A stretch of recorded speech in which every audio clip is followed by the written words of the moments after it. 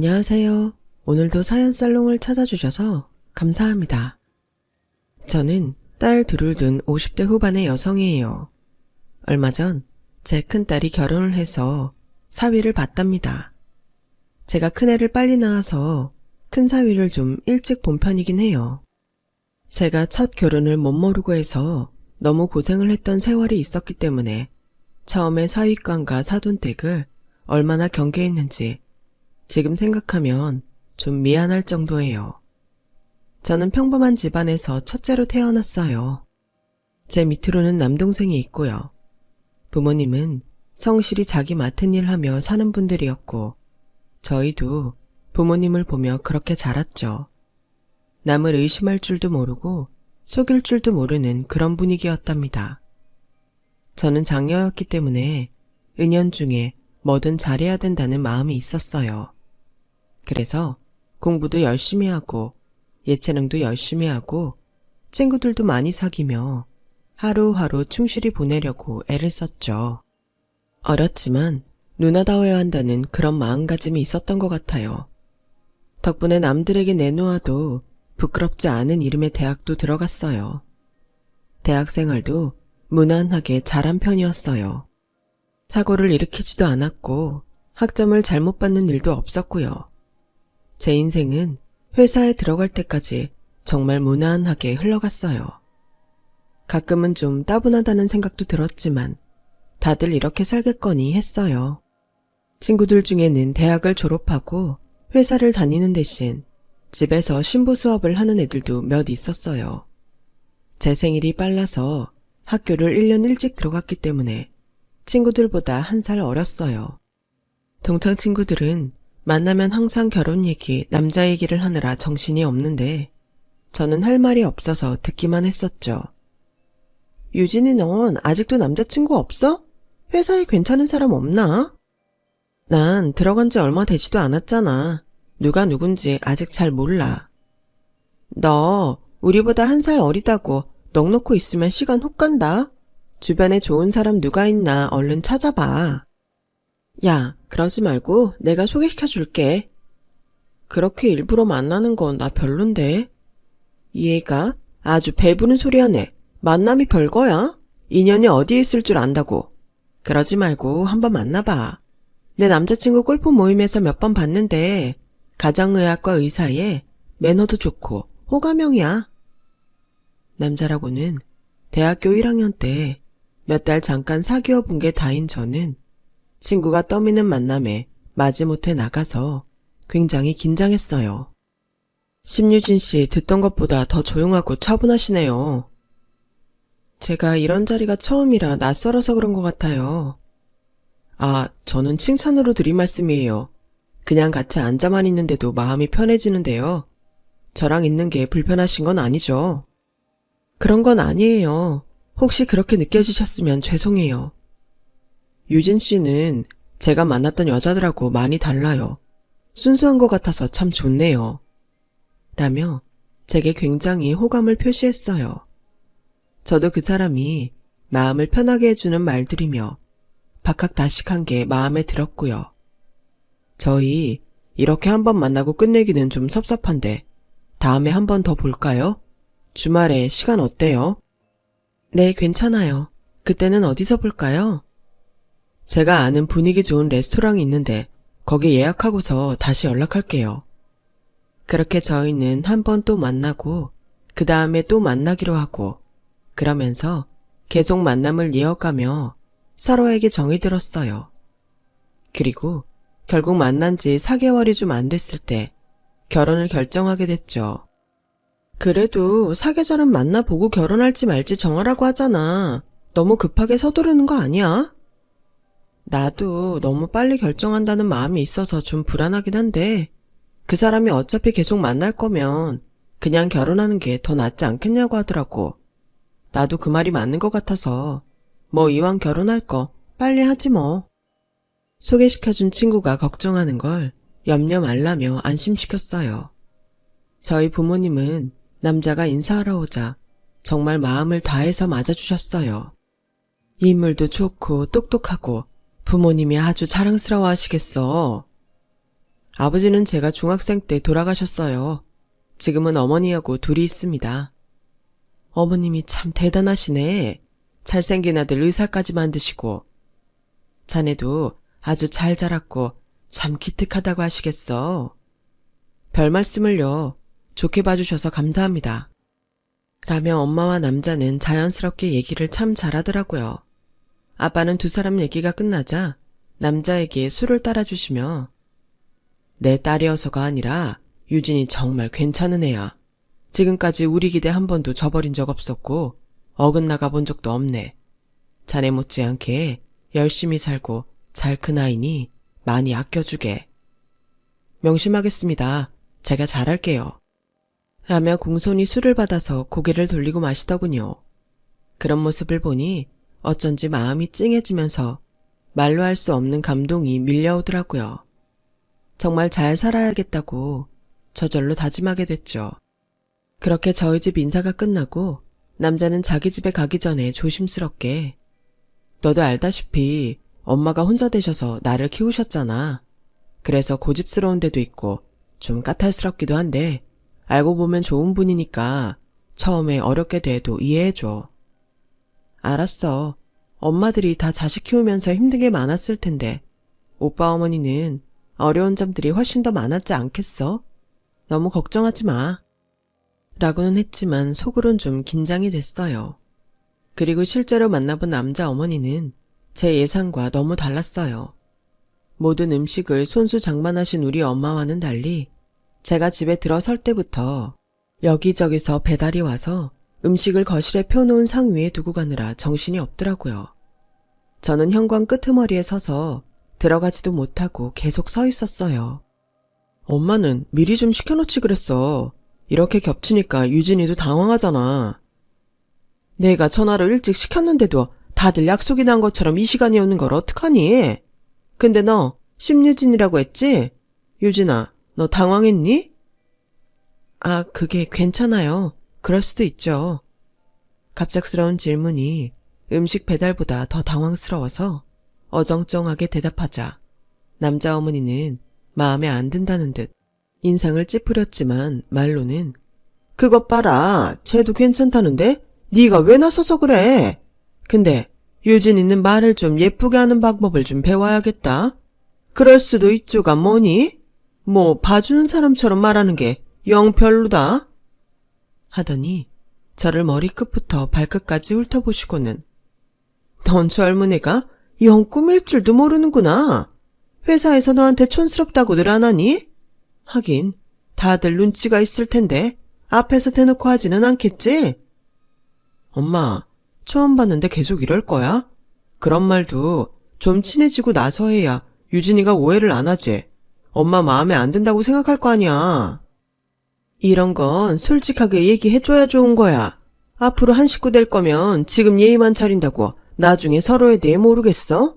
그리고 까놓고 얘기해서 얘가 내 마음에 썩 차는 건 아니지. 그래도 내 아들이 의사인데 좀 더 나은 신부가 원하는 건 당연하잖아. 지난달에 선본 구청장 딸이 더 괜찮다고 내가 몇 번이나 말을 해.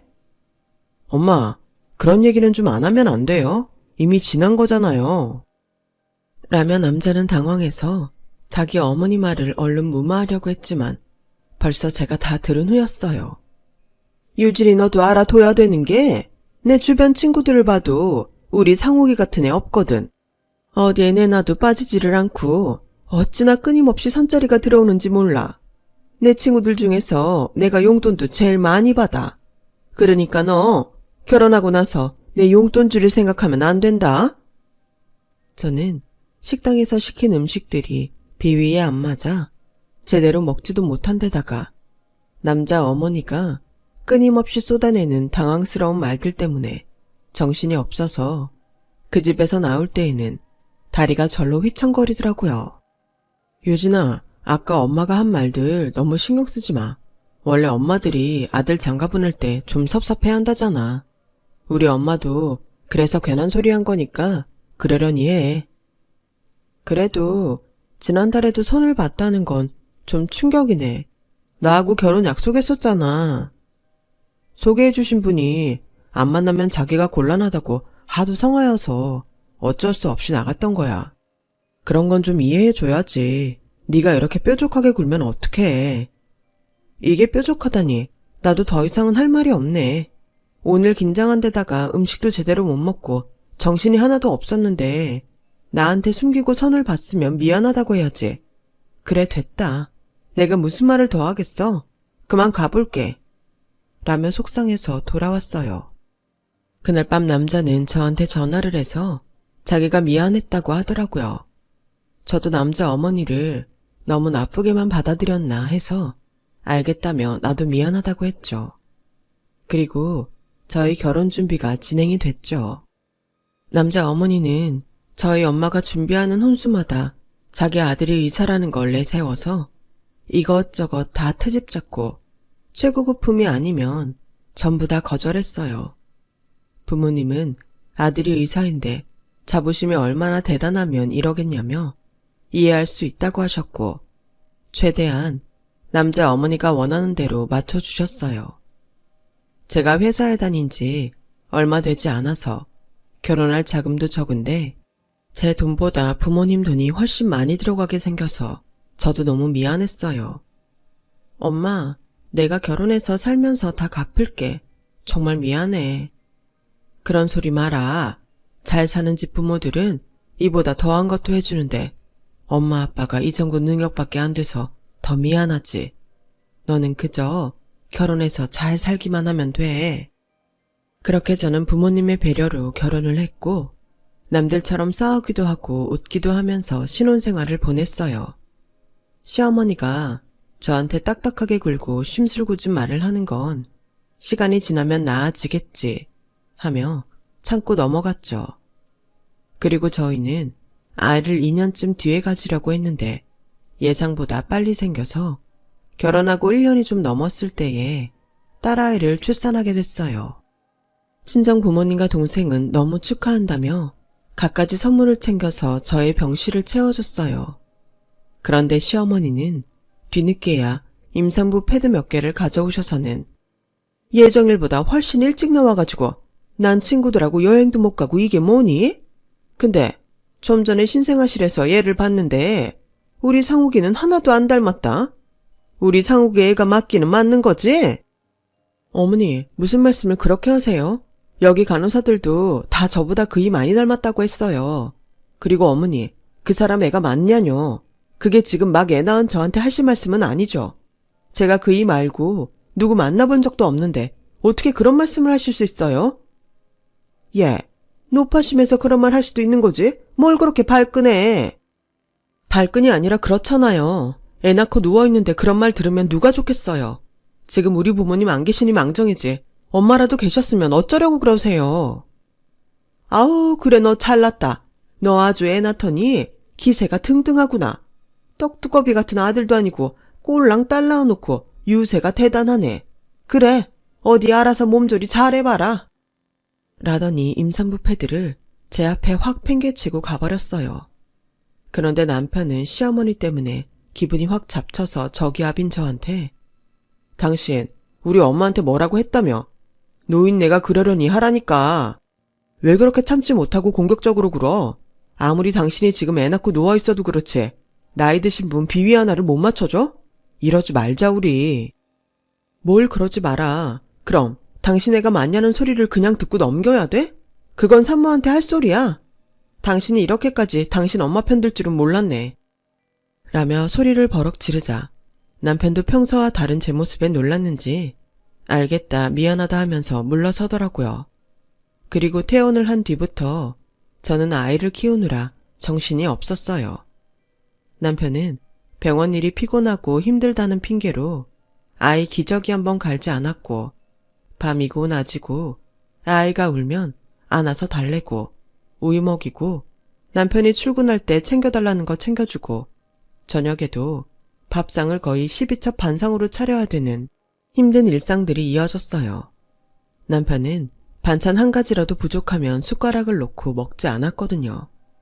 그러다가 어느 날 남편이 집에 지갑을 놓고 갔길래 병원에 전화를 할까 하다가 바람도 쐴 겸 아이를 포대기에 업고 병원으로 갔어요.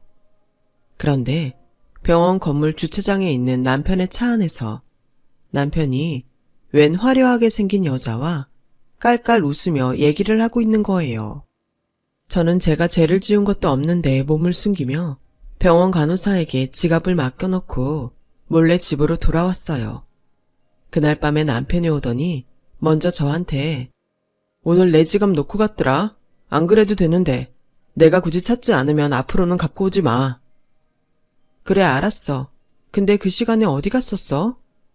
잠깐 대학 때 친구 만났어.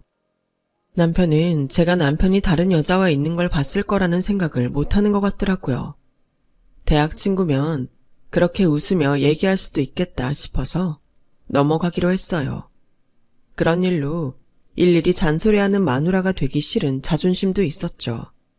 그런데 남편은 계속 퇴근이 늦어졌고 학회다 모임이다 하며 외박을 하거나 새벽에 들어오는 일이 점점 많아졌어요. 저의 의심은 날이 갈수록 커졌고요. 그러던 어느 날 저는 정말 깜짝 놀랄 광경을 보고 말았어요. 친정엄마 생신이 다가와서 백화점에 쇼핑을 갔다가 친구를 만나 점심을 먹으려고 식당가에 갔었죠.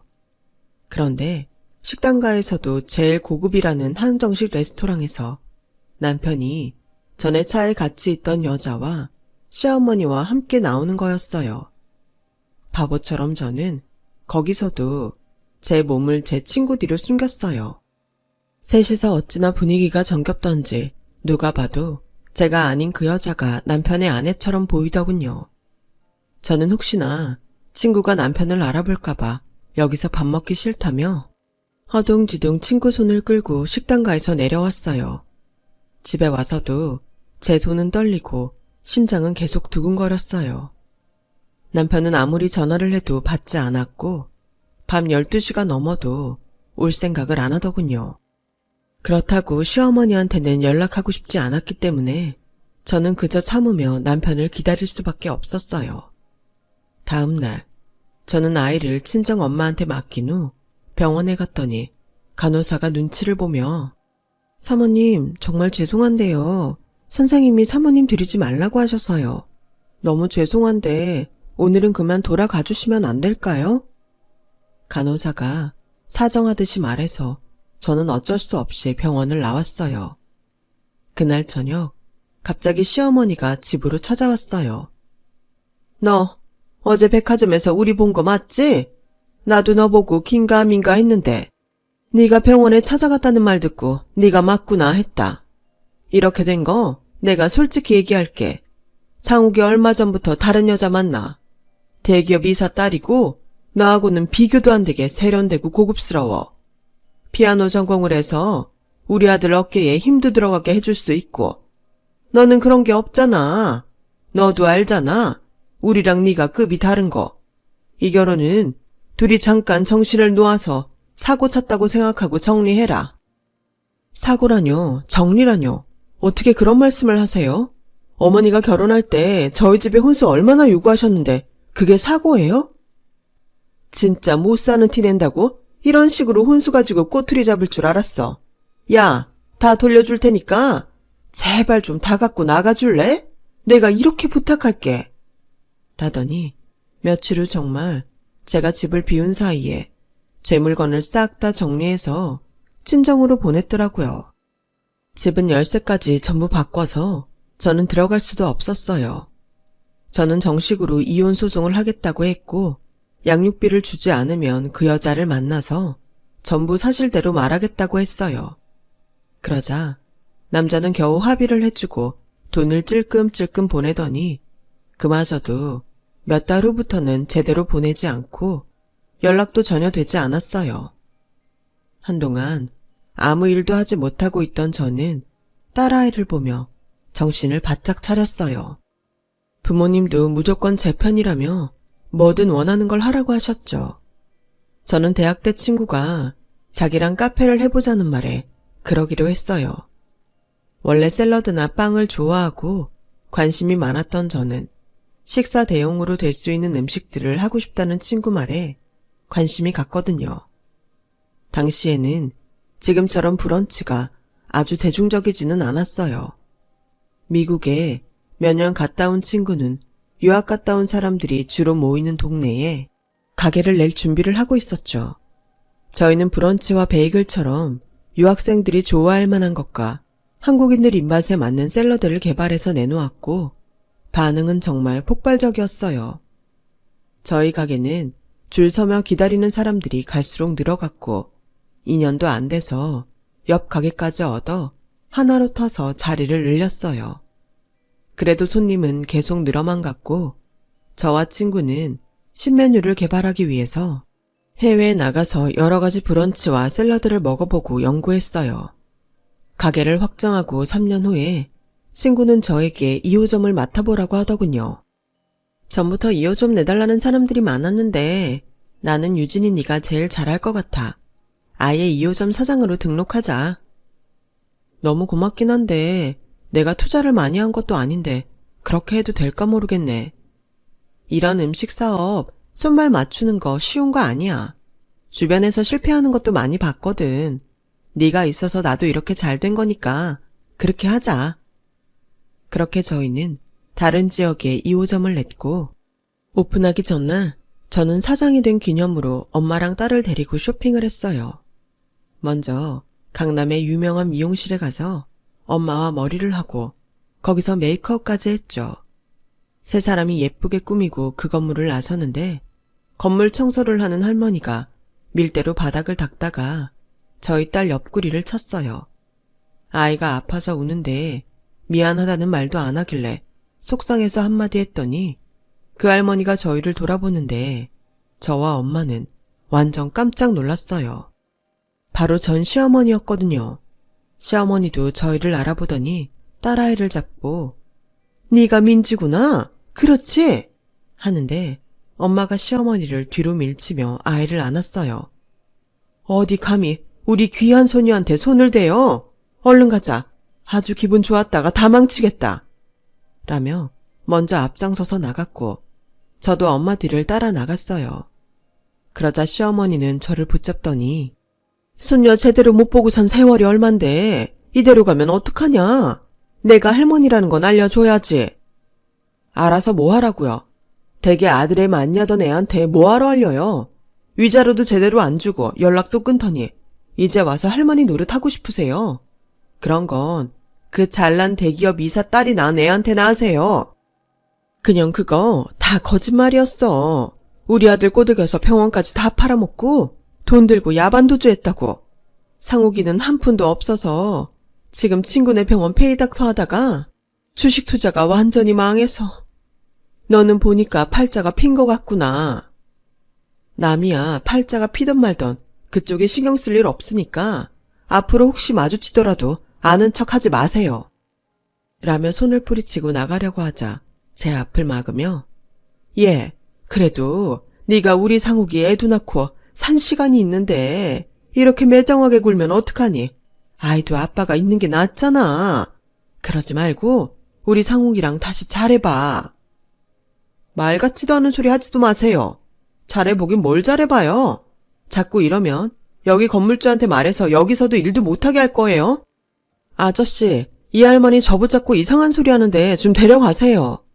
라고 하자 경비 아저씨가 나와서 시어머니를 데려갔고 시어머니는 내가 잘못했다. 우리 생각이 짧았어. 정말 잘못했다. 라며 울부짖었지만 저는 끝내 돌아보지 않고 그곳을 나왔어요. 지금도 생각하면 내가 왜 더 모진 말을 못했나 싶고 여전히 억울함도 있지만 자기가 한 대로 다 돌려받는다는 말을 실감했죠. 세상에 누가 의사 아들 있다고 그렇게 큰 소리치던 시어머니가 남의 건물 청소를 하고 있을 줄 알았겠어요. 평생 잘 나갈 줄 알았던 남편도 마찬가지고요. 저와 엄마는 그걸 보고 정말 착하게 살자고 다시 다짐했죠. 저는 그 일이 너무 끔찍해서 결혼은 생각도 안 했는데 좋은 사람을 만나니 또 마음이 달라지더군요. 저처럼 딸과 둘이 살던 남자를 만나서 결혼하고 우리 민지 결혼시키고 이렇게 잘 살고 있는 저를 돌아보니 정말 지나간 모든 일들이 꿈만 같네요. 한평생 살면서 착하고 좋은 일 하며 살라는 교훈을 주려고 그런 일을 겪었나 보다 하고 있어요. 힘든 시간을 보내고 계신 분들이 있다면 이때는 다 지나가고 꼭 좋은 날이 온다고 말씀드리고 싶어요. 저처럼 벼랑 끝까지 갔다가 매일 봄날처럼 사는 사람도 있잖아요. 그런 분들에게 제 이야기가 희망이 됐으면 좋겠네요. 다들 좋은 하루 되시고 건강하시길 바랄게요. 감사합니다. 여러분, 사연 댓글에 응원과 현명한 조언 부탁드려요. 좋아요와 구독은 저에게 큰 힘이 됩니다. 오늘도 좋은 일 가득하세요.